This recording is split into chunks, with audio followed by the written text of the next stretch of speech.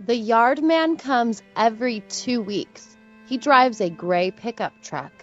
The truck is a Ford. It is about 15 years old, but it runs well. It doesn't burn oil, and it gets decent gas mileage. The yard man's name is Byron.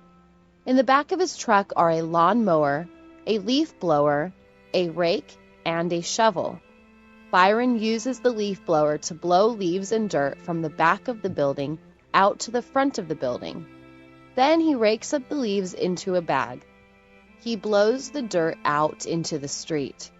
He cuts the lawn with his lawnmower. He trims the hedge. He uses the leaf blower to blow the dirt off each welcome mat that lies in front of each apartment door. Then he puts all the leaves, the grass trimmings, and the hedge clippings into a wheelbarrow. He pushes the wheelbarrow to the back of the building, where he uses his big shovel to empty the wheelbarrow contents into a big dumpster.